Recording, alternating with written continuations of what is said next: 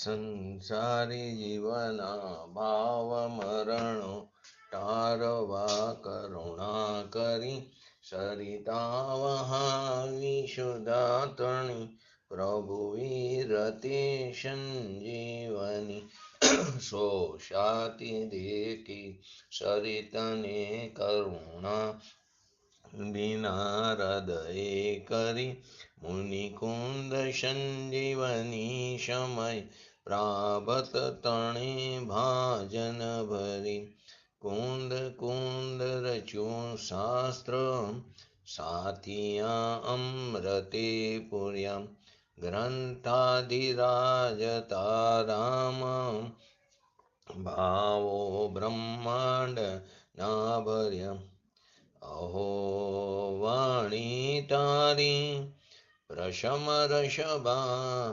વિનિતરતી મુમુક્ષુને પાતી અમૃત રસ અંજલિ ભરી ભરી અનાદિની મૂર્છા વિષતણી ત્વરાથી ઉતરતી વિભાવેથી થંભી સ્વરૂપ ભણી દોડે પરિણતિ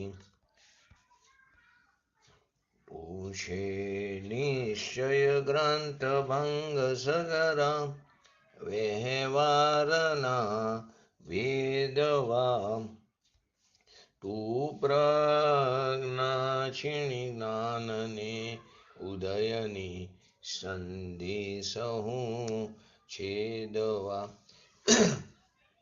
સાથી સાધકનો તુમ્હાનું જગનો સંદેશ મહાવીરનો વિષામો ભવ ક્લાંતના હૃદયનો તું પંથમો તીતણો સોણે તને રસ નિબાંધ શિથિલ થાય જાણે તને હૃદય જ્ઞાની તણા જણાય તું રોચતા જગતની રુચિ આરસે સૌ તુરી જતા શકલ જ્ઞાયક દેવરીજે બનાવો પત્ર કુંદનના રત્નોના અક્ષરો લખી તથાપી કુંદ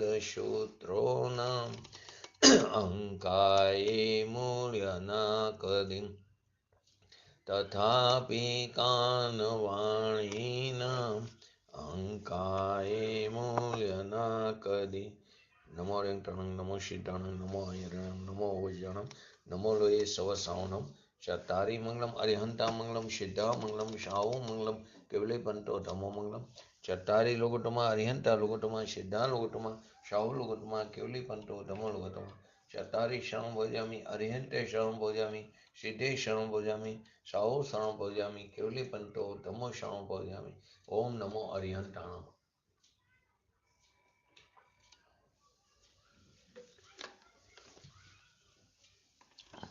સમયસા ગ્રંથાધિરાજ કર્તા કર્મ અધિકારની આજે આપણે 96 નંબરની ગાથા પહેલા સ્ટાર્ટ કરી એ પહેલા 95 નંબરની ગાથા 94 95 થોડું લઈને 96 નંબરની ગાથા લઈશું.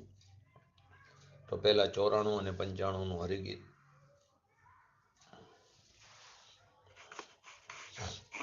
ક્રોધ એમ વિકલ્પએ ઉપયોગ ત્રણવિધ આચરે ત્યાં જીવે ઉપયોગ રૂપ જીવ ભાવનો કરતા બને આદિ વિકલ્પએ ઉપયોગ ત્રણવિધ આચરે ત્યાં જીવે ઉપયોગ રૂપ જીવ ભાવનો કરતા બને.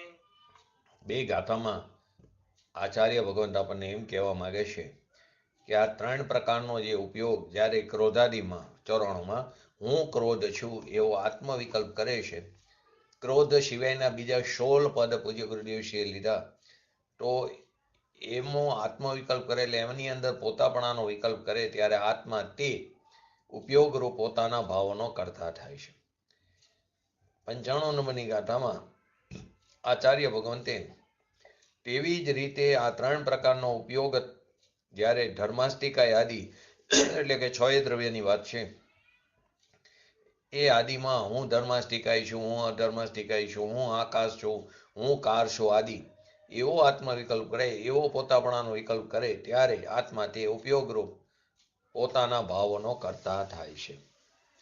આ વાત આપણે છેલ્લા 4 થી 5 સ્વાધ્યાયમાં કરી રહ્યા છીએ. તો છેલ્લે ગઈકાલે વિતરાગ 3 લોકનો નાથ અનંત તીર્થંકરો અનંત તીર્થંકરોનો પોકાર એટલે કે એની દિવ્ય ધણીમાં આ વાત આવી છે. અનંત કેવરી પરમાત્માઓનો આ પોકાર છે કે તું કેવો શું? નિજ પરમાત્મા દ્રવ્ય શું? પરમાત્મા દ્રવ્ય કીધું 320 નંબરની ગાથાની અંદર આજ વાત બતાવી. નિજ પરમાત્મા દ્રવ્ય કેવું છે? જે શકર નિરાવરણ એટલે અંદર જે ભગવાન આત્મા છે તે નિરાવરણ વસ્તુ છે. એને કોઈ પણ પ્રકારનો ભાવ કર્મ કે દ્રવ્ય કર્મ એટલે કે રાગ કે દ્રવ્ય કર્મનું એને આવરણ છે જ નહીં. વસ્તુને કઈ ન હોય ને, એને કોઈ પણ પ્રકારનું આવરણ ન હોય. એટલે એ સખંડ એ કેવું છે? શકર નિરાવરણ અખંડ એક વસ્તુ છે. તે એક છે. એ ભેદ પર્યાય વિનાનું તત્વ છે. એની અંદર કોઈ પણ પ્રકારનો ભેદ નથી. પર્યાય વિનાનું તત્વ છે. દ્રવ્યાંશની વાત છે. અવિનશ્વર છે એટલે કે નાશ ન થાય એવું તત્વ ત્રિકારી છે. પ્રત્યક્ષ પ્રતિભા સમય એટલે કે આપણી પોતાની પર્યાયમાં તે પ્રત્યક્ષ થઈ શકે તેવી તે ચીજ છે. માટે આચાર્ય ભગવાન કહે છે કે તારી પર્યાયમાં પ્રત્યક્ષ થઈ શકે તેવી એ ચીજ છે. શુદ્ધ પરિણામિક પરમ ભાવ શુદ્ધ પારમાણિક કીધું ને પરિણામિક કે જે ત્રિકારી શુદ્ધ સ્વભાવ સહજ ત્રિકારી જે પોતાનો પરમ ભાવ છે, જે એનું લક્ષણ છે, એવું નિજ પરમાત્મા દ્રવ્ય તે હું છું. પર્યાય હું નહીં. પર્યાય હું નહીં. પર્યાય એમ વિચારે છે. શું વિચારે પર્યાય? કે આ હું છું. પર્યાય વિચારે છે કે ત્રિકારી દ્રવ્ય હું છું. પર્યાય પોતે એમ કે હું ધ્રુવ દ્રવ્ય છું. પર્યાય પોતે તે સિંહાસન પર બેસી જાય છે અને કહે છે કે હું ધ્રુવ દ્રવ્ય છું. હું અખંડ શકર નિરાવરણ એક અવિનશ્વર પ્રત્યક્ષ પ્રતિભા સમય શુદ્ધ પારિણામિક પરમ ભાવ લક્ષણ જેનું એવું નિજ પરમાત્મા દ્રવ્ય તે હું છું એમ પર્યાય કહે છે. એમ પર્યાય વિચારે છે. એમ સમ્યક દ્રષ્ટિ માને છે. ધર્મી જીવ આ માને છે. 320 નંબરની ગાથામાં કહે છે. અહીંયા પણ એમ કહે છે આચાર્ય ભગવાન તું નિજ પરમાત્મા દ્રવ્ય છું. એ સિવાયના તને જેટલા પણ વિકલ્પ ઉઠે છે, એ પરદ્રવ્યનો જેટલા પણ વિકલ્પ ઉઠે એ વિકલ્પનો તું કરતા થાય એ પણ મિથ્યા દ્રષ્ટિ અજ્ઞાની છે. પોતાના નિજ ભગવાન આત્મા સિવાયના બાકી બધી વસ્તુ મારા માટે પદ્રવ્ય છે ને એ સંબંધીના જેટલા પણ વિકલ્પ થાય અને એ વિકલ્પનો કરતા થાય તો તું પણ કેવો છું? મિથ્યા દ્રષ્ટિ અજ્ઞાની છું. આ પ્રમાણે અજ્ઞાન રૂપ ચૈતન્ય પરિણામ પોતાને શું માને છે? ધર્માસ્તિ આદિ દ્રવ્યરૂપ માને છે. તેથી અજ્ઞાની જીવ તે અજ્ઞાન રૂપ સોપાધિક ઓલામાં સવિકાર ચૈતન્ય પરિણામ અહીં સોપાધિક ચૈતન્ય પરિણામનો કરતા થાય છે. પરિણામનો કરતા વિકારનો અને તે અજ્ઞાન રૂપ ભાવ તે તેનું કાર્ય છે. તે અજ્ઞાન પરિણામ કર્યા તે તેનું કાર્ય એટલે કે એનું કર્મ છે.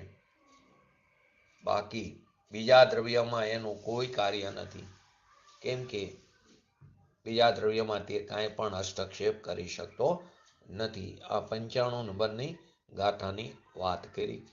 હવે આજે આપણે 96 નંબરની ગાથા એનો પ્રારંભ કરી પહેલા એને સંક્ષિપ્તમાં સમજી પછી પૂજ્ય ગુરુદેવશ્રીના પ્રવચનના આધારે 96 નંબરની ગાથાને સમજશું.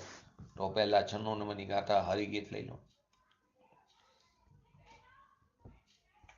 જીવ મંદ બુદ્ધિ હેરીપે પર દ્રવ્યને નિજ રૂપ કરે નિજ આત્મને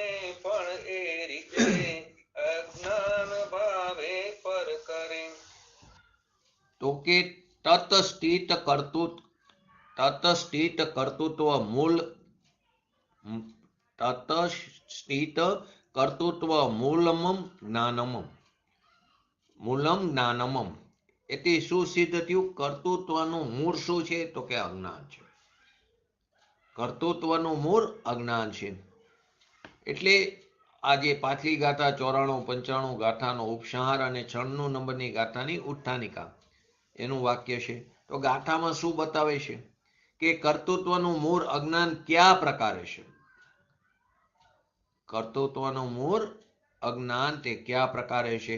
માટે કે છે જીવ મંદ બુદ્ધિ એ રીતે પરદ્રવ્યને નિજ રૂપ કરે, નિજ આત્માને પણ એ રીતે અજ્ઞાન ભાવે પર કરે. એટલે કે અજ્ઞાની જીવ અજ્ઞાન ભારથી પદ્રવ્યોને પોતા રૂપે અને પોતાને પર રૂપે કરે છે. અજ્ઞાની જીવ અજ્ઞાન ભાવથી અજ્ઞાન દશામાં પરદ્રવ્યોને પોતા રૂપે અને પોતાને પરદ્રવ્ય રૂપે તે કરે છે.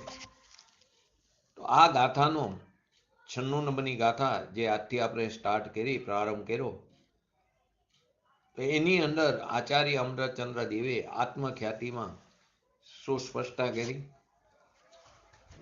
આત્મખ્યાતિ ગાથાની અંદર આચાર્ય અમૃતચંદ્ર દેવે એની અંદર એ સ્પષ્ટતા કરી કે એ રીતે હું ક્રોધ છું અને હું ધર્માસ્તિકાય આદિ છું.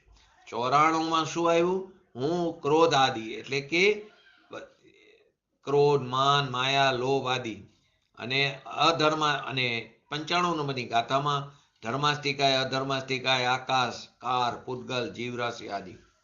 તો હું ક્રોધ છું, હું ધર્માસ્તિકાય છું, એની જેમ આ આત્મા, જેમ હું ક્રોધાદી છું, હું ધર્માસ્તિકાય છું ઇત્યાદિની જેમ આ આત્મા પદ્રવ્યોને પોતા રૂપે અને પોતાને પદ્રવ્ય રૂપ કરે છે. તેથી આ આત્મા જો કે સમસ્ત પર વસ્તુઓના સંબંધી, જે સમસ્ત પર વસ્તુઓનો સંબંધ છે એનાથી રહિત જે પોતાનો શુદ્ધ ચૈતન્ય ભગવાન આત્મા, તે શુદ્ધ ચૈતન્ય ધાતુમય હોવા છતાં પણ અજ્ઞાનને કારણે જ 94 નંબરમાં શું કીધું? સ્વવિકાર ચૈતન્ય પરિણામ. તો એ અજ્ઞાનને કારણે જ સ્વવિકાર. 95માં કીધું સોપાધિક. તો સોપાધિક કરાયેલા ચૈતન્ય પરિણામ વાળો હોવાથી તે પરિણામપણે પરિણમતો થકો. 94માં શું હતું? સ્વવિકાર ચૈતન્ય પરિણામપણે પરિણમતો થકો, એટલે કે સમસ્ત ભેદને છુપાવીને સ્વ અને પરના અવિશેષ દર્શનથી, એ વાત હતી ને, તો કે અજ્ઞાનને કારણે જ સ્વવિકાર અને સોપાધિક કરાયેલા ચૈતન્ય પરિણામ વાળો હોવાથી આ પ્રકારના પોતાના ભાવોનો કરતા તે પ્રતિભાસે છે. હવે બે દ્રષ્ટાંત આપે છે. તો કે આ રીતે ભૂતાવિષ્ટ તથા ધ્યાનાવિષ્ટ, ભૂતાવિષ્ટ તથા ધ્યાનાવિષ્ટ પુરુષની જેમ આત્મા કર્તૃત્વનું મૂળ. કયા બે એક્ઝામ્પલ આપ્યા? ભૂતાવિષ્ટ તથા ધ્યાનાવિષ્ટ. એ પુરુષની જેમ આત્માના કર્તૃત્વનું મૂળ અજ્ઞાન સિદ્ધ કરશે. સિદ્ધ થયું. પરિવાર શું કીધું? આત્મખ્યાતિ ટીકામાં શું સ્પષ્ટતા કરી? એ રીતે હું ક્રોધ છું, હું ધર્માસ્તિકાય આદુ છું ઇત્યાદિની જેમ આ આત્મા પદ્રવ્યોને પોતા રૂપે અને પોતાને પદ્રવ્ય રૂપે કરે છે. તેથી આ આત્મા જો કે પર વસ્તુઓના સંબંધથી રહિત અનંત શુદ્ધ ચૈતન્ય ધાતુમય છે, તો પણ અજ્ઞાનને કારણે જ, અનાદિકાળના અજ્ઞાનને કારણે જ સ્વવિકાર અને સોપાધિક કરાયેલા ચૈતન્ય પરિણામ વાળો હોવાથી આ પ્રકારના પોતાના ભાવોનો કરતા પ્રતિભાસે છે. ભાવોનો, કોઈ દ્રવ્યનો નહીં, પોતાના ભાવોનો કરતા પ્રતિભાસે છે. એ રીતે ભૂતાવિષ્ટ તથા ધ્યાનાવિષ્ટ, ભૂતાવિષ્ટ તથા ધ્યાનાવિષ્ટ પુરુષની જેમ. આપણે બેના શબ્દનું દ્રષ્ટાંત પણ સમજશું. ભૂતાવિષ્ટ કોને કીધો, ધ્યાનાવિષ્ટ કોને કીધો એ પણ સમજશું. તો ભૂતાવિષ્ટ તથા ધ્યાનાવિષ્ટ પુરુષની જેમ આત્માના કર્તૃત્વનું મૂળ અજ્ઞાન સિદ્ધ કરે. ફરીવાર શું કીધું? ભૂતાવિષ્ટ. જેમ ભૂતાવિષ્ટ. તો ભૂતાવિષ્ટ એટલે કે જેના શરીરમાં ભૂત પ્રવેશ્યું હોય એવા. કોઈ ભૂત પ્રવેશી નથી શકતું. એ તો અજ્ઞાન દશામાં માને ને, અજ્ઞાન એની વાત છે. ભૂત, પિચાસ, રાક્ષસ આદિ તો વ્યંતર, ભવનવાસી, વ્યંતર જાતિ આદિના ભેદોમાં જાય છે. વૈક્રયિક શરીર ધરાવે છે. આપણું તો ઔદારિક શરીર છે, એને સ્પર્શ પણ ન કરે. એની અંદર કેવી રીતે આવે? એ અપવિત્ર શરીરમાં પવિત્ર શરીર કેવી રીતે આવે? બીજું, એક દ્રવ્ય બીજા દ્રવ્યને અડતું નથી, સ્પર્શ કરતું નથી. એ સિદ્ધાંત પણ તો ખોટો થશે. પરંતુ માને છે નહીં કે મારા શરીરમાં વરગાડ આવ્યો, મારા શરીરમાં ભૂત વેરગું. તો કે જેના શરીરમાં ભૂત પ્રવેશ્યું હોય એવા. અને ધ્યાનાવીશ એટલે ધ્યાન કરતા. એ પુરુષના ઉદાહરણથી પરના કર્તૃત્વનું મૂળ અજ્ઞાન છે એમ સમજાવવામાં આવ્યું. હવે કેવી રીતે એ કીધું? તો કે જેમ ભૂતાવીશ પુરુષ, કે ભૂતાવીશ કોને કીધું? કે જેના શરીરમાં ભૂત પ્રવેશ્યું હોય એવા. અજ્ઞાની એ માને એવું, કોઈ પ્રવેશ નથી કરી શકતું, અજ્ઞાની એવું માને છે. તો જેમ ભૂતાવીશ પુરુષ અજ્ઞાનને લીધે ભૂત અને પોતાને એક માનતો થકો, ભૂતને અને પોતાને એક માનતો થકો. આગળ કન્ડિશન શું મૂકી? અજ્ઞાન. તો કે અજ્ઞાનને લીધે, ખરેખર નથી પણ એનું અજ્ઞાન છે ને, તો ભૂત અને પોતાને એક માનતો થકો અમનુષ્ય ચિત્ત, મનુષ્યને શોભે ને એવી અમનુષ્ય ચિત્ત વિશિષ્ટ ચેષ્ટાઓના અવલંબન પૂર્વક વિચિત્ર પ્રકારની ચેષ્ટાઓ કરે. ભૂત વેદગુએ કેવી ચેષ્ટાઓ કરે ને વિશિષ્ટ, તો વિશિષ્ટ ચેષ્ટાઓના અવલંબન પૂર્વક હોવાથી ભયંકર આરંભથી મોટી મોટી શિલા ઉપાડે, પથ્થરો ઉપાડે આદિ ઘણી બધી આવી ભયંકર ચેષ્ટાઓ કરે. તો કે ભયંકર આરંભથી એટલે કે ભયંકર આરંભ એટલે હિંસાયુક્ત વેપાર. તો એ ભયંકર આરંભથી યુક્ત અમાનુષિક, અમાનુષિક એટલે કે મનુષ્ય માટે અયોગ્ય એવો, મનુષ્યને નહીં કરવા જેવો, મનુષ્યએ નહીં કરવા જેવો એટલે કે અમાનુષિક વ્યવહાર વાળો હોવાથી તે પ્રકારના ભાવોનો તે કરતા પ્રતિભાસે છે. એક્ઝામ્પલ ક્યાંથી આવ્યું? તો આત્મખ્યાતિ ટીકામાં કે 94 અને 95 નંબરની ગાથામાં હું ક્રોધ છું, હું ધર્માસ્તિકાય છું, એ બધાની જેમ આ આત્મા પદ્રવ્યને પોતા રૂપે પોતાને પદ્રવ્ય રૂપ કરે છે. તેથી આ આત્મા જો કે ખરેખર તો સમસ્ત પદ્રવ્યોના સંબંધથી રહિત અનંત શુદ્ધ ચૈતન્ય ધાતુમય હોવા છતાં અજ્ઞાનને કારણે સ્વવિકાર અને સોપાધિક કરાયેલા ચૈતન્ય પરિણામ વાળો હોવાથી આ પ્રકારના ભાવોનો તે કરતા પ્રતિભાવ છે, પોતાના ભાવનો. એટલે કે ભૂતાવીશ અને ધ્યાનાવીશ એ પુરુષની જેમ આત્માના કર્તૃત્વનું મૂળ અજ્ઞાન સિદ્ધ થયું. તો એનું એક્ઝામ્પલ જે દ્રષ્ટાંત આપ્યું ભૂતાવીશ, પછી ધ્યાનાવીશ લઈ. તો કે જેમ ભૂતાવીશ પુરુષ અજ્ઞાનને લીધે ભૂત અને પોતાને એક માનતો થકો અમનુષ્ય ચિત્ત વિશિષ્ટ ચેષ્ટાપૂર્વક અલગ અલગ પ્રકારની વિશિષ્ટ પ્રકારની ચેષ્ટાઓ કરે. એ ચેષ્ટાઓના અવલંબન પૂર્વક ભયંકર આરંભથી એટલે હિંસાયુક્ત વેપારથી યુક્ત અમાનુષિક એટલે મનુષ્યોએ કરવા નહીં કરવા જેવું અયોગ્ય એ વ્યવહાર હોવાથી તે પ્રકારના ભાવોનો કરતા પ્રતિભાસે છે. હવે દ્રષ્ટાંતથી સિદ્ધાંત. તેવી જ રીતે આ આત્મા પણ અજ્ઞાનને લીધે, ઓલો પણ અજ્ઞાનને લીધે, આ આત્મા પણ અજ્ઞાનને લીધે ભાવ્ય ભાવક રૂપ પરને અને પોતાને એક કરતો થકો. 94 માં આવ્યું હતું ને ભાવ્ય ભાવક ભાવ, 95 માં આવ્યું જ્ઞેય ભાવ. તો કે ભાવ્ય ભાવક રૂપ પરને તથા પોતાને એક કરતો થકો અજ્ઞાન દશાને કારણે. બાકી તો ભાવ્ય ભાવકની દશા છે કર્મની, પરંતુ પોતાને માને છે. તો તો કે અજ્ઞાનને કારણે, અજ્ઞાનને લીધે ભાવ્ય ભાવક રૂપ પરને અને પોતાને એક કરતો થકો. એટલે આપણે શું શબ્દ બોલ્યો? સમસ્ત ભેદને છુપાવીને અવિશેષ દર્શનથી, અવિશેષ જ્ઞાનથી, અવિશેષ રતિથી તો પોતાને એક કરતો થકો.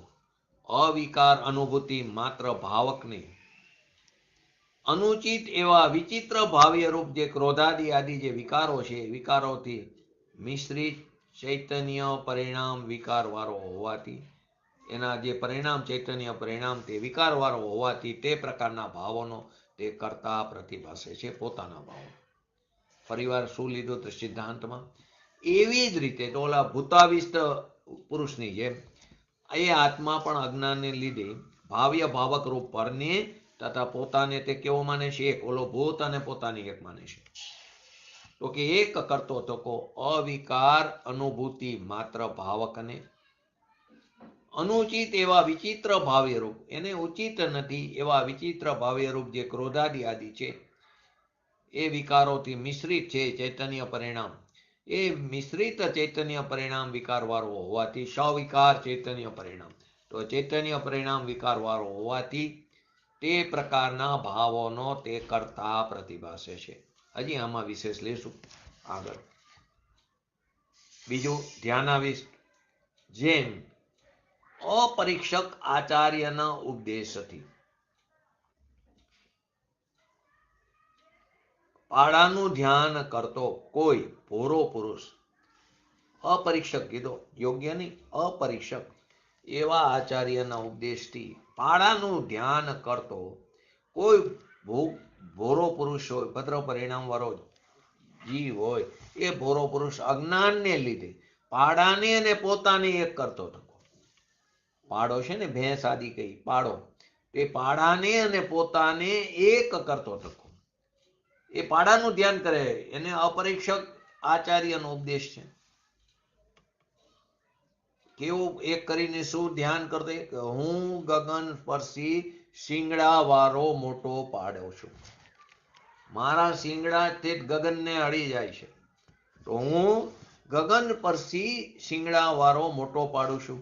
આવા અધ્યાસને લીધે મનુષ્યો ચિત્ત મકાનના બારણામાંથી બહાર નીકાળવાથી ચ્યુત થયો થકો તે પ્રકારના ભાવોનો કરતા પ્રતિભાસે. મનુષ્ય ચિત્ત એટલે મનુષ્યને ઉચિત એવું જે મકાનનું બાયણું છે ને એમાંથી બહાર નીકળી ન શકે, મારા શિંગડા તો મોટા છે, કેમ કે એ પ્રકારનું એ ધ્યાન ધરે, ધ્યાનાવિષ્ટ છે પુરુષ, અપરીક્ષક આચાર્યનો ઉપદેશ છે, એ પ્રકારનું એ ધ્યાન કરે છે કે હું તો અજ્ઞાનને કારણે ભોરો પુરુષ છે, કેમ કે પોતાને એને પાડાને એક કર્યો છે, એક માને છે, તો કે હું ગગન પરથી શિંગડાવાળો મોટો પાડો છું. તો એવો અધ્યાસને કારણે, એવી ભ્રાંતિને કારણે મનુષ્યને ઉચિત જે મકાનનું બાયણું છે એમાંથી હું બહાર ન નીકળી શકું, તો એ બહાર નીકળવાથી ચ્યુત થયો થકો તે પ્રકારના ભાવોનો તે કરતા પ્રતિભાસે. હવે સિદ્ધાંત તેવી જ રીતે આ આત્મા પણ અજ્ઞાનને લીધે, 95 નંબરની ગાથા લે છે, તો એવી જ રીતે આ આત્મા પણ અજ્ઞાનને લીધે જ્ઞેય નાયક રૂપ જે ધર્માસ્થી અધર્માસ્થી આદિ જે 6 દ્રવ્ય છે તે તો જ્ઞેય છે, જણાવવા યોગ્ય પદાર્થ છે, તો એ જ્ઞેય નાયક રૂપ પરને અને પોતાને એક કરતો થકો હું પરદ્રવ્ય છું એવા અધ્યાસને લીધે મનના વિષયભૂત કરવામાં આવેલા ધર્મ અધર્મ આકાશ કાળ પૂતગલ તથા પોતાના સિવાયના અન્ય જીવ એ વડે પોતાની શુદ્ધ ચૈતન્ય ધાતુ રોકાયેલી હોવાથી, એના વડે પોતાની ખરેખર તો શુદ્ધ ચૈતન્ય ધાતુ પરંતુ એ રોકાયેલી હોવાથી અને ઇન્દ્રિયોના વિષયભૂત રૂપી પદાર્થો દ્વારા પોતાનો કેવરબોધ જ્ઞાન ઢંકાયેલ હોવાથી, એટલે કે ઇન્દ્રિયોના વિષયભૂત રૂપી જે પદાર્થો છે એના દ્વારા એનું જ્ઞાન ઢંકાયેલ હોવાથી, કેવરબોધ જ્ઞાન ઢંકાયેલ હોવાથી, ત્રીજું કારણ, 3 કારણ આપ્યા છે. પહેલું કારણ શું આપ્યું? કે હું પરદ્રવ્ય છું એવા અધ્યાસને લીધે મનના વિષયભૂત કરવામાં આવેલા ધર્મ અધર્મ આકાશ કાળ પૂતગલ અને અન્ય જીવ એના વડે પોતાની શુદ્ધ ચૈતન્ય ધાતુ રોકાયેલી હોવાથી, આ પહેલું કારણ. બીજું કારણ, ઇન્દ્રિયોના વિષયભૂત રૂપી પદાર્થો દ્વારા પોતાનું જ્ઞાન ઢંકાયેલું હોવાથી. ત્રીજું કારણ, મૃતક શરીર વડે, શરીર જીવતા શરીરને મૃતક કીધું, એ તો મળદું છે ને, એનામાં ક્યાં ચેતન છે, માટે એને મૃતક કીધું. તે મૃતક શરીર વડે પરમ અમૃત રૂપ જે વિજ્ઞાન ઘન પોતાનો જે ભગવાન આત્મા છે તે મૂર્છિત થયો હોવાથી તે પ્રકારના ભાવોનો તે કરતા પ્રતિભાસે છે. ફરીવાર આખું દ્રષ્ટાંત અને સિદ્ધાંત. તો કે જે અપરીક્ષક આચાર્યના ઉપદેશથી પાડાનું ધ્યાન કરતો કોઈ ભદ્ર પરિણામ વાળો ભોરો જીવ હોય, એ પોતાના અજ્ઞાનને લીધે પાડાને અને પોતાને તે એક માને છે, એક કરે, એક કરતો થકો શું કરે છે કે હું એવો શું વિચાર કરે, શું આત્મવિકલ્પ કરે કે હું ગગન સ્પર્શી શિંગડાવાળો મોટો પાડો છું. આવા અધ્યાસને કારણે, આવી ભ્રાંતિને કારણે, આવા ભ્રમને કારણે મનુષ્યને ઉચિત એવા મકાનના બાયણામાંથી બહાર નીકળવાથી ચ્યુત થયો તો કે હું આ બાયણામાંથી કેવી રીતે બહાર નીકળું, મારા શિંગડા તો ગગનને અડે એટલા છે. માટે તે અધ્યાસને કારણે થયો તકો તે પ્રકારના ભાવોનો તે કરતા પ્રતિભાસે છે. તેવી જ રીતે આ આત્મા પણ અજ્ઞાનને લીધે જ્ઞેય નાયક રૂપ પરને અને પોતાને એક કરતો તકો, ઓલામાં એ ધ્યાનોવિષ્ટ પુરુષ અને એને અને પોતાને એક કરતો થકો, એટલે કે એ અજ્ઞાનને લીધે પાડાને અને પોતાને એક કરતો થકો. તો અહીં કે છે જ્ઞેય રૂપ પરને અને પોતાને એક કરતો થકો કે હું પરદ્રવ્ય છું. એવા અધ્યાસને લીધે ઓલામાં પણ અધ્યાસ હતો કે હું ગગન સ્પર્શી મોટા શિંગડાવાળો પાડો છું. એવા અધ્યાસને કારણે અહીં પણ આ અધ્યાસને કારણે મનના વિષયભૂત કરવામાં આવેલા ધર્મ, અધર્મ, આકાશ, કાર, પૂતગલ અને અન્ય જીવ એ વડે પોતાની શુદ્ધ ચૈતન્ય ધાતુ રોકાયેલી હોવાથી પહેલું કારણ. બીજું, ઇન્દ્રિયના વિષયભૂત રૂપી પદાર્થો એ દ્વારા, એટલે કે પૂતગલ એ દ્વારા પોતાનો કેવરબોધ જ્ઞાન, એટલે કે કેવરબોધ એટલે જ્ઞાન ઢંકાયેલ હોવાથી. અને ત્રીજું કારણ, મૃતક શરીર વડે પોતાનો ભગવાન આત્મા મૂર્છિત થયો હોવાથી. એ આત્મા કેવો છે ભગવાન આત્મા, તો કે પરમ અમૃત રૂપ વિજ્ઞાન ઘન છે. એ મૂર્છિત થયો હોવાથી તે પ્રકારના ભાવોનો તે કરતા પ્રતિભાસે છે. અહીં બે વસ્તુ લીધી, એક ભૂતાવિષ એટલે કે જેના શરીરમાં ભૂત પ્રવેશ્યું હોય એવા, અને ધ્યાનાવિષ એટલે ધ્યાન કરતા પુરુષના ઉદાહરણથી પરના કર્તૃત્વનું મૂળ અજ્ઞાન છે એમ સમજાવવામાં આવ્યું. હવે આગળ એને વિસ્તારથી થોડું કે જે જ્યારે કોઈ વ્યક્તિને ભૂત પ્રેતાદિ વ્યંતર બાધા થઈ જાય છે. જો પહેલા એક વસ્તુ સમજવું, ફરી કહું છું, કોઈ પણ પ્રકારનો વરગાડ થતો નથી, કોઈ પણ પ્રકારનું ભૂત પ્રવેશી શકતું નથી, એક દ્રવ્ય બીજા દ્રવ્યને અડી શકતું નથી, સ્પર્શ કરી શકતું નથી. ત્રીજી વસ્તુ, એ વૈક્રયિક પવિત્ર શરીર ધરાવે છે, દેવ છે ને, વ્યંતર જાતિના દેવ છે ને. જો આપણે નાના હતા ત્યારે આપણા વડીલો બહાર નીકળી ત્યારે એમ કે ક્યાંય આડી અવરી લઘુ શંકા કરવા ન ઊભો રહેતો, કદાચ ઊભો રહે તો ખોખારો ખાજે. અહીંયા પાછળ લોજિક હતું, કારણ હતું, એમને બીજું ખ્યાલ નહોતો, પણ કારણ છે કે ત્યારે અને તું તો જોઈ ન શકતો, અહીં વ્યંતર જાતિના દેવો ફરતા હોય કોઈ, એ તો આપણને દેખાતા નથી, એને કોઈ અંતરાય ન આવે માટે ખોખારો ખાય એટલે એને ખ્યાલ આવી જાય કોઈ અહીં કંઈક ચેષ્ટા કરવા જાય તે આગા પાછા થઈ જાય, એને અંતરાય ન આવે. આ કારણ હતું. આપણે શું એ વખતે હતું અજ્ઞાનતાને કારણે કે અહીંયા કોઈ ભૂત પિચાસ હોય, વરગાડ હોય અને વર્ગે નહીં, એટલે એવી જ રીતે જીન મંદિરની અંદર જીનેન્દ્ર ભગવાનના દર્શન કરવા જઈ, ત્રણ લોકના નાથના, તો જય ઘોષ કરતા જઈ ત્યારે પહેલા ખરેખર તો ઘંટ પહેલા વગાડવો જોઈએ. જય ઘોષ કરીને ત્રણ લોકના નાથ જીનેન્દ્ર ભગવંતના દર્શન કરવા જવું જોઈએ. બીજું કારણ એ છે એ ઘંટ વગાડવાનું પહેલા જઈ ત્યારે કે વ્યંતર જાતિના દેવો પણ જીનેશ્વર ભગવાનના દર્શન કરવા આવ્યા હોય, આપણે તો એને જોઈ ન શકતા, તો આપણે કારણે એને કોઈ વિઘ્ન ન આવે, અંતરાય ન આવે, તો એ ઘંટ વગાડે એટલે એને ખ્યાલ આવે કોઈ આવ્યું, તો એ આગળ પાછળ સે જગ્યા કરે. આપણે જોઈ ન શકે, એ તો આપણને જોઈ શકે. એક કારણ આ પણ છે. આવા ઘણા બધા કારણો જોવા મળે તમને પ્રથમવાન યોગમાંની અંદર કે જ્યારે કોઈ વ્યક્તિને ભૂત પ્રેત આદિ વ્યંતર બાધા થઈ જાય છે, ભૂત વર્ગી જાય છે, તો એ એવી ચેષ્ટા કરવા લાગે છે કે જે મનુષ્યના જીવનમાં સામાન્ય રીતે તે જોવામાં આવતી નથી. જેને ભૂત વર્ગ્યું હોય, વરગાડ વર્ગ્યું હોય એવું માને છે ને જે લોકો, તો એને કે આને વર્ગ્યું તે મનુષ્યનું જીવન છે એમાં સામાન્ય રીતે આવી ચેષ્ટા ન જોવા મળે. એવી વ્યક્તિને ભૂતાવેષ્ટ કહેવામાં આવ્યો. એવી જ રીતે કોઈ વ્યક્તિ ધ્યાનના માધ્યમથી પોતાને એ રૂપે અનુભવ કરવા લાગે કે જે રૂપે તે નથી, 3 કારમાં ન થઈ શકે, જે રૂપે તે નથી એ વ્યક્તિ ધ્યાનના માધ્યમથી પોતાને એ રૂપે અનુભવ કરવા લાગે છે, તેથી તેને ધ્યાન વિષ્ટ કહેવામાં આવ્યું. ધ્યાન વિષ્ણુ સ્વરૂપ ગગન સ્પર્શી શિંગડાવાળા પાડાના ધ્યાનના માધ્યમથી ટીકાની અંદર સમજાવવામાં આવ્યું. કોઈ પુરુષ અપરીક્ષક આચાર્યના ઉપદેશથી એવા ધ્યાનમાં ચડી ગયો, ધ્યાનની અંદર એવો ચડી ગયો કે હું એવો પાડો છું કે એના શિંગડા એટલા બધા લાંબા છે કે જે આકાશને અડી જાય, એવા ધ્યાનમાં ચડી ગયો. હું તો આવો ગગનચુંબી મારા શિંગડા છે, હું આવો મોટો પાડો છું, મારા શિંગડા એટલા લાંબા છે કે જે આકાશને અડે છે.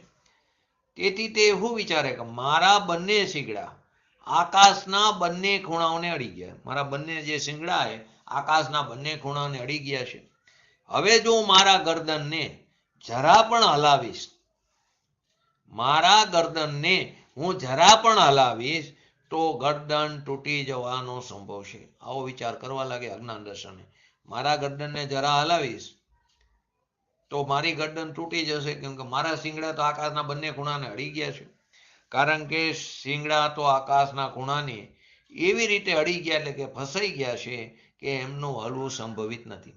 ફસાઈ ગયા, હવે હલી શકતા નથી, ને હલવા જાય જો ગરદન હલાવવા જાય તો એ શિંગડા તો હલી નથી શકે, તો ગરદન તૂટી જવાનો સંભવ છે. આ પ્રકારના વિચારોમાં, આ પ્રકારના ધ્યાનમાં તે એવો તલ્લીન થઈ જાય છે, એટલો એકાકાર થઈ જાય છે, તે પોતાને ખરેખર ગગન સ્પર્શી શિંગડા વાળો પાડો માનવા લાગ્યો. તે એટલો બધો અંદર તલ્લીન થઈ ગયો, એના ધ્યાનમાં એટલો બધો અંદર એકાકાર થઈ ગયો કે પોતાને ખરેખર ગગન સ્પર્શી શિંગડા વાળો પાડો માનવા લાગ્યો. ગરદનની અંદર અત્યંત પીડા થવા છતાં તે ગરદન તૂટી જવાના ભયથી પોતાની ગરદનને હલાવતો નથી. ગરદન તૂટી જવાના ભયથી પોતાની ગરદનને હલાવતો નથી. પીડા ખૂબ જ થાય છે, પણ એને ડર છે ને કે મારા શિંગડા એવા બે ખૂણામાં આકાશના ફસાઈ ગયા છે, જો હું ગરદન હલાવીશ તો મારી ગરદન તૂટી જશે. પછી એને પીડા ગમે એટલી થાય પણ એ ગરદન નહીં હલાવે. કેમ? એને તૂટવાનો બીક છે, માટે તે ગરદનને હલાવતો નથી. અને મનુષ્યને ઉચિત એવા મકાનના દરવાજાથી એ બહાર પણ નીકળતો નથી, કેમ કે તો બાયણામાંથી કેવી રીતે બહાર નીકળે, એને એવો થાય હું કેવી રીતે બહાર નીકળું, બહાર પણ નીકળતો નથી. આવી જાતની વ્યક્તિને અહીંયા ધ્યાનરૂઢ કહેવામાં આવી, ધ્યાનાવિષ્ટ કહેવામાં આવી. બંને પ્રકારનું એક્ઝામ્પલ જે છે એની અહીં દ્રષ્ટાંત એને વિશેષમાં સમજાયું. આ ઉદાહરણથી આપણને એમ લાગે કંઈક અતિશયોક્તિ લાગે, પરંતુ આ વાત પૂર્ણ સત્ય છે. કે કેવી રીતે કે અનાદિથી આ આત્મા, જો આપણને કેવી કેવી ઉપમા આપે છે, છતાં આપણે સમજવા તૈયાર નથી. તો અનાદિથી આ આત્મા પોતે જેવો નથી, જે નથી, પોતાને તેવો અને તે માનતો આવ્યો છે. પોતે જેવો નથી અને જે નથી, પોતાને તેવો અને તે માનતો આવ્યો છે. અને પોતાની આ માન્યતામાં એવો તલ્લીન થઈ ગયો, ઓલા ગગનચુંબી શિંગડાની અંદર એવો તલ્લીન થઈ ગયો છે, એટલો એકાકાર છે કે પરમાં એકત્વ, મમત્વ અને પરના કર્તૃત્વ અને ભોક્તૃત્વને છોડવા માંગતો નથી. એની અંદર પરની અંદર એટલો બધો એકત્વ થઈ ગયો, પરનું એકત્વ છોડવું નથી, મમત્વ, કર્તૃત્વ, ભોક્તૃત્વ તે છોડવા માંગતો નથી.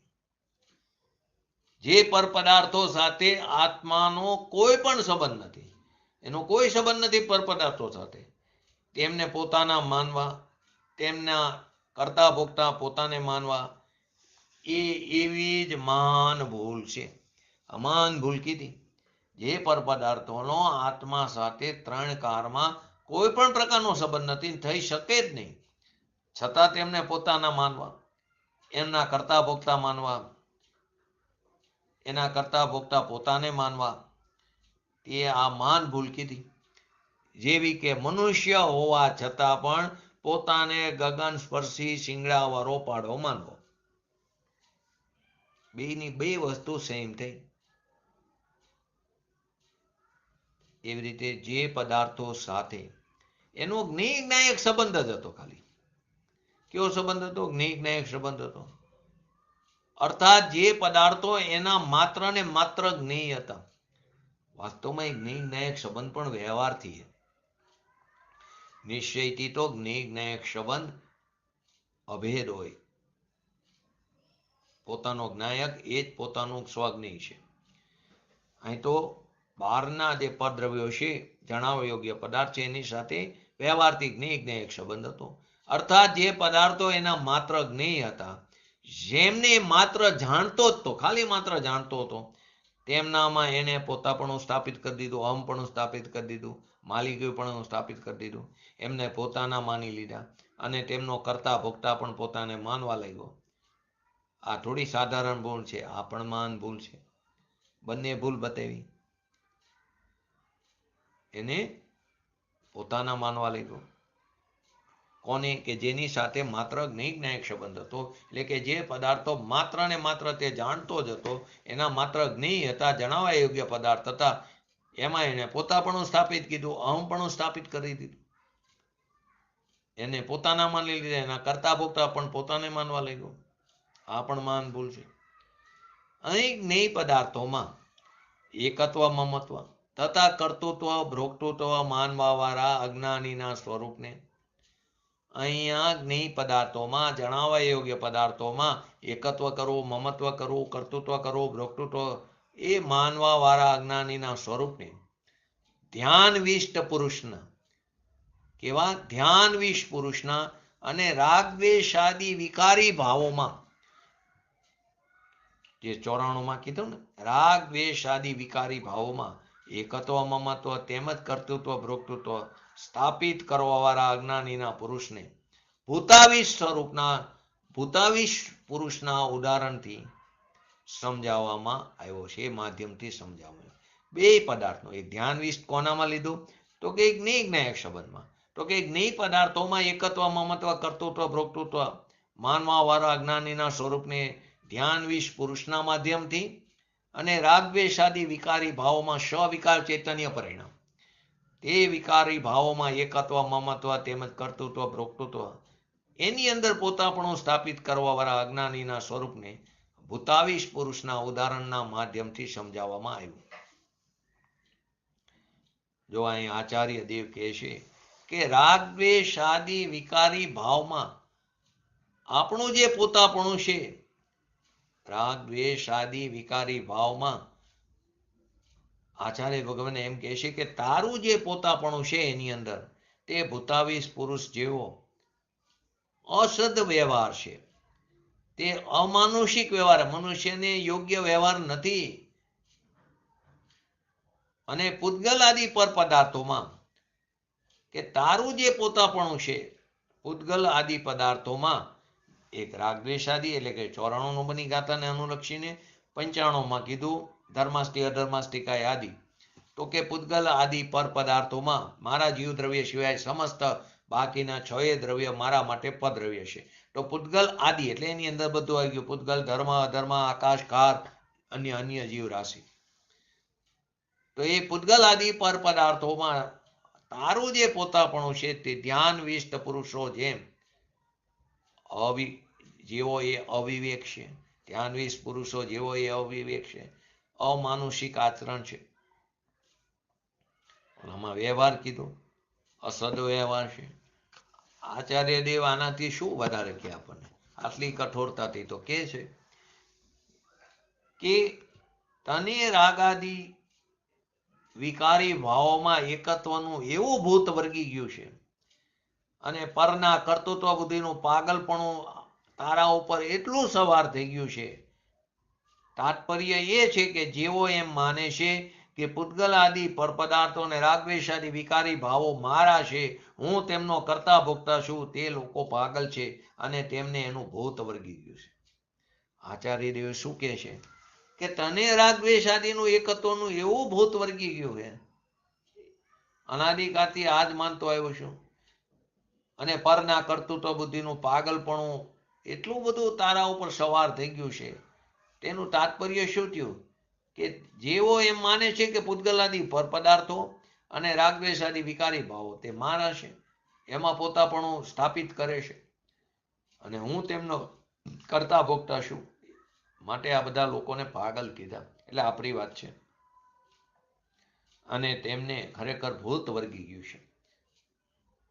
જ્યાં સુધી હવે સ્થિતિ લીધું કે જ્યાં સુધી તારું આ પાગલપણું સમાપ્ત નહીં થાય, જ્યાં સુધી તારા માથાથી આ ભૂત નહીં ઉતરે, ત્યાં સુધી તારું કલ્યાણ થવું સંભવ નથી. કયું ભૂત? એકત્વ, મમત્વ, કર્તૃત્વ, ભોક્તૃત્વ. જ્યાં સુધી તારું આ પાગલપણું સમાપ્ત નહીં થાય, જ્યાં સુધી તારા માથાથી આ ભૂત ઉતરશે નહીં, ત્યાં સુધી તારું કલ્યાણ થવું ઉચિત નથી, સંભવ નથી. અને જો અહીં તો હજી પણ આચાર્ય ભગવાન એનાથી પણ કઠોર બની કહે છે, જે ભૂતાવીશ માણસ છે ને અથવા ધ્યાનાવીશ માણસ છે ને, એ વ્યક્તિ તો થોડા સમય માટે જ પાગલ જેવી હોય.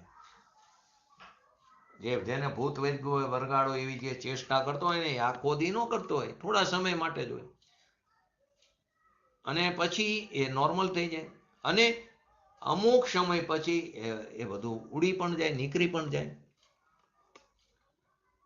ખરેખર અહીંયા પણ સમજવા જેવું છે. પહેલી વસ્તુ તો મેં વારંવાર કહું, ભૂત પિચાસ નામનો કોઈ વરગાડ નથી. છતાં એવી જે ચેષ્ટા કરે અજ્ઞાન દશામાં, એ અંતરાય કર્મનો ઉદય છે. એનો અશાતા વેદનીય કર્મનો ઉદય છે.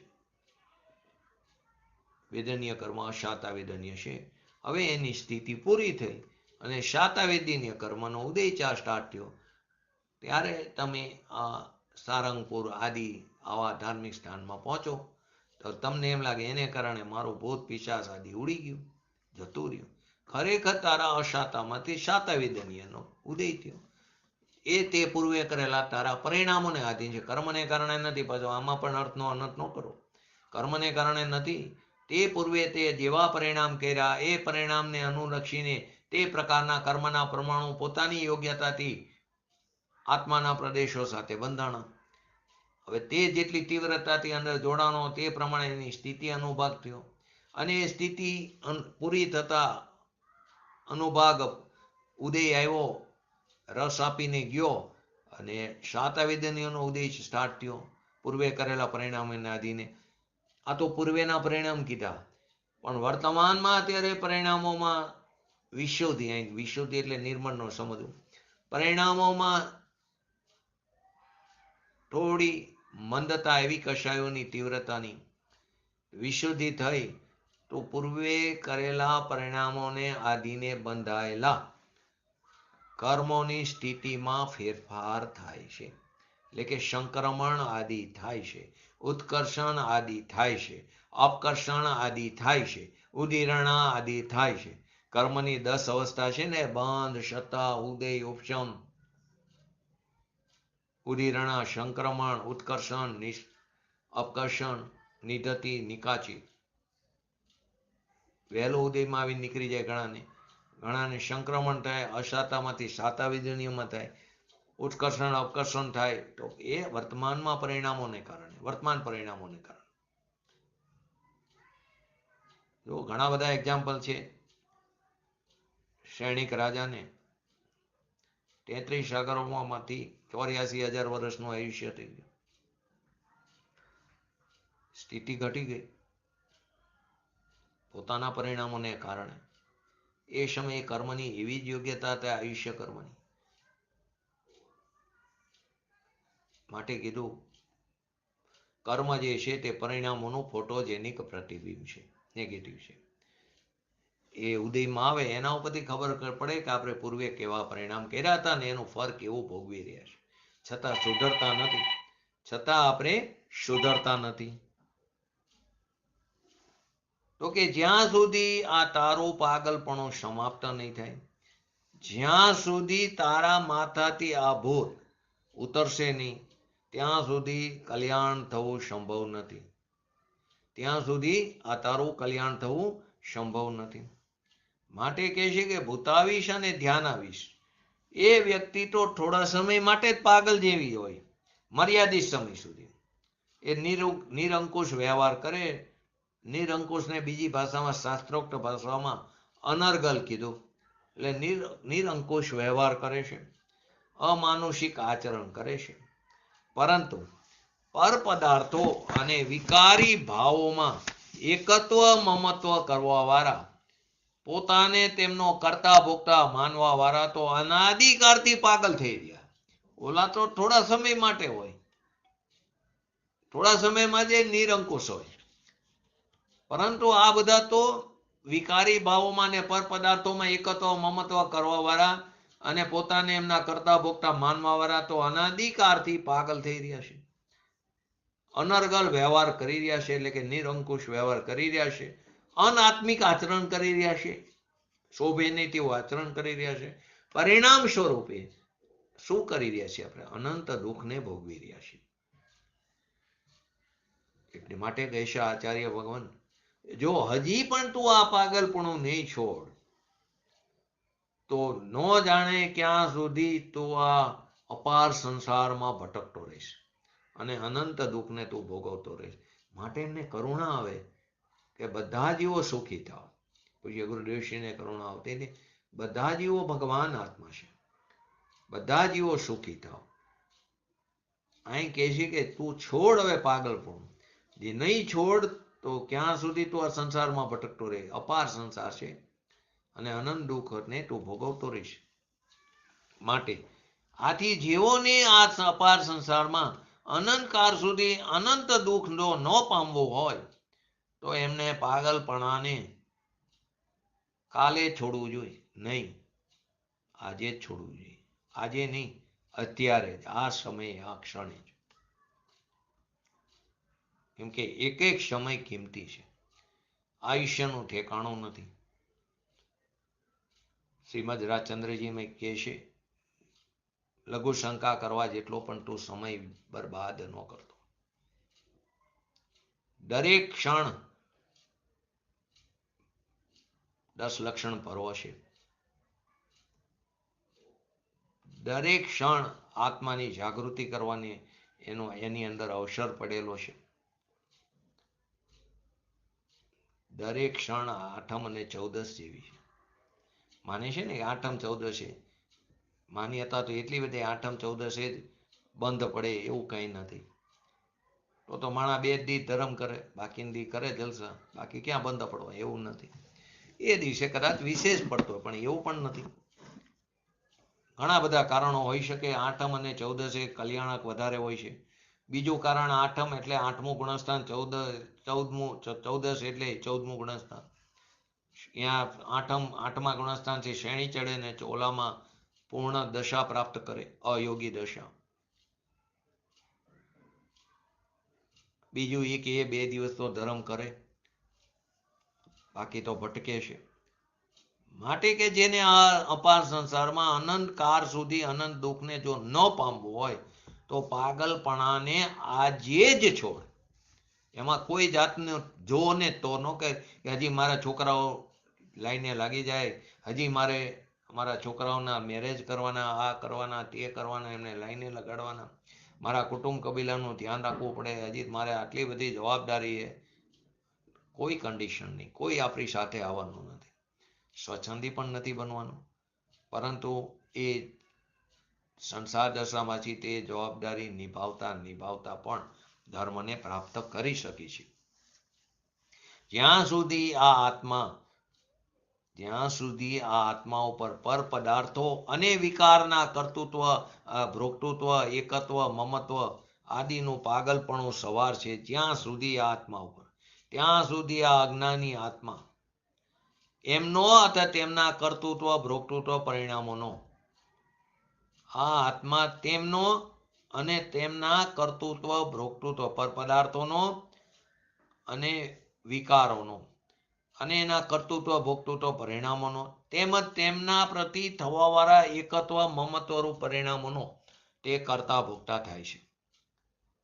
આ જ વાતને આ ગાથામાં આ રીતે સ્પષ્ટ કરી છે કે રાગ, દ્વેષ, આદિ સવિકાર ચૈતન્ય પરિણામોમાં એકત્વ, મમત્વ અને કર્તૃત્વ, ભોક્તૃત્વ માનવાવાળો અજ્ઞાની આત્મા તે રાગ, દ્વેષ આદિનો તથા એકત્વ, મમત્વ તેમજ કર્તૃત્વ, ભોક્તૃત્વ પરિણામોનો કરતા ભોગતા થાય છે.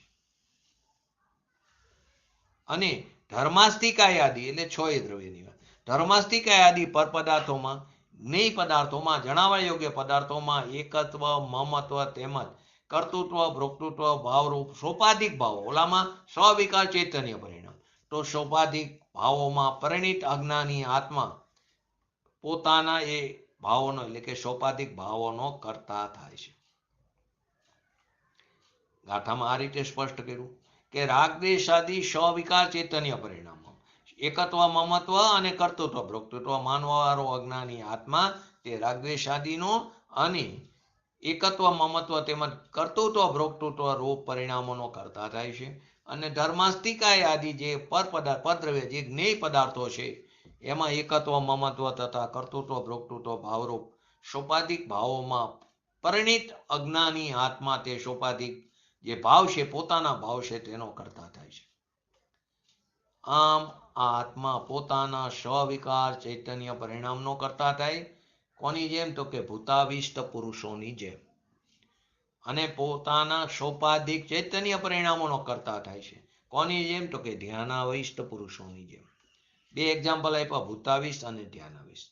ભૂતાવિષ્ટમાં લીધું સ્વવિકાર ચૈતન્ય પરિણામ સિદ્ધાંતમાં એનો કરતા, અને સોપાધિકની અંદર એટલે કે ધ્યાનાવિષ્ટની અંદર સોપાધિક ચૈતન્ય પરિણામોનો.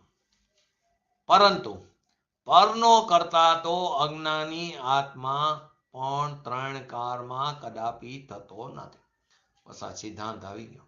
આનો કરતા થાય છે અજ્ઞાન દશામાં, પરંતુ પરનો કરતા તો જ્ઞાની તો ક્યાંય નથી થતો આ 3માં, પણ અજ્ઞાની પણ પરનો કરતા તો 3 કાળમાં થતો નથી કદાપી. પૂજ્ય ગુરુદેવ શ્રીનું પણ સ્પષ્ટીકરણ સમજવા જેવું છે. એ એમ કહે છે કે હે ભાઈ, તું પોતાની ત્રિકારી ચૈતન્ય રૂપ જે પોતાનો ભગવાન આત્મા છે એને ભૂલીને રાગ અને પદ્રવ્યમાં એકાકાર થયો છું, અને પુણ્ય પાપના ભાવોમાં તેમજ પૂતગલને તું પોતાના માનેશ. તારી આ ચેષ્ટા જે છે તે ભૂતાવિષ્ટ પુરુષની જેવી છે. પદ્રવ્યના વિચારમાં તું એટલો બધો એકાકાર થઈ ગયો છું કે હું શુદ્ધ ચૈતન્ય રૂપ જ્ઞાયક આત્મા છું એ વાતને હું તદ્દન ભૂલી ગયો છું. અને અનંતવાર આ વાતને સાંભળી છે, પણ અમલમાં નથી મૂકીને એક કાનેથી બીજે કાને કાઢી નાખી, માટે વાતને હું બિલકુલ ભૂલી ગયો છું. અને પોતાને પદ્રવ્ય રૂપ એ રૂપ જ માનવા લાગ્યો. આમ પોતાને ભૂલીને પદ્રવ્યના ધ્યાનમાં એટલો બધો મશગુલ થઈ ગયો છું. એ મશગુલ થવાથી હવે આપણને પદ્રવ્યથી છૂટવું અત્યંત મુશ્કેલ થઈ ગયું, કઠણ થઈ ગયું છે. અનંત પદ્રવ્યો તો કેવા છે? જ્ઞેય છે. અને ભગવાન આત્મા તે જ્ઞાયક છે. જ્ઞાની અનંત પદ્રવ્યને જાણતો થકો તે જ્ઞાતા રહેશે, અને અજ્ઞાની જ્ઞેય જ્ઞાયકને એક રૂપ કરતો થકો, શુભાશુભ વિકલ્પને ઉત્પન્ન કરતો થકો, તે સ્વવિકાર તથા સોપાધિક ચૈતન્ય પરિણામોનો કરતા થાય છે. તો ક્રોધાદી જે ભાવો છે એ સ્વવિકાર ચૈતન્ય પરિણામ છે, અને ધર્માસ્તિકાય આદિ 6 દ્રવ્ય તે મારા છે એવી જે માન્યતા તે સોપાધિક ચૈતન્ય પરિણામ. ઓલું સ્વવિકાર, આ સોપાધિક ચૈતન્ય પરિણામ છે. અજ્ઞાની રાગને પોતાનો માનતો થકો એનો કરતા થાય છે, અને પદ્રવ્ય મારું છે એવું માનતો થકો મિથ્યા માન્યતાનો કરતા થાય છે. પરંતુ પદ્રવ્યનો કરતા તો કોઈ પણ જીવ, જ્ઞાની હોય કે અજ્ઞાની જીવ, ક્યારે થઈ શકતો જ નથી. તો તો સૌપાધિક ભાવોના કર્તૃત્વના સંબંધમાં આત્મખ્યાતિના 3 કારણો આપવામાં આવ્યા છે, જે આપણે આગળ લીધા. છતાં એની વિશેષ ચર્ચા આપણે આવતીકાલે, તો કદાચ સુરેન્દ્રનગર જવું છે તો કદાચ પરમ દિવસે, એટલે કાલ જો વહેલો આવીશ તો કાલ સ્વાધ્યાય લેશું, નહીં તો પરમ દિવસે આપણે તેના કારણો ઉપર ચર્ચા કરશું. તો આપણે પણ આપણા ભગવાન આત્માને જે અનાદિકાળથી ભૂલ્યા છે એ તરફ દ્રષ્ટિ નથી કરી, તો વિશેષ પુરુષાર્થપૂર્વક તે તરફ દ્રષ્ટિ કરી તેનું અવલંબન લઈ આપણી પર્યાયમાં શીઘ્ર ને શીઘ્ર દ્રવ્ય સ્વભાવની રચના કરી, એવી પરમ વિરલ ભાવના સાથે આજનું વક્તવ્ય પૂરું કરું. જય જિનેન્દ્ર. જીનવાણી સ્તુતિ.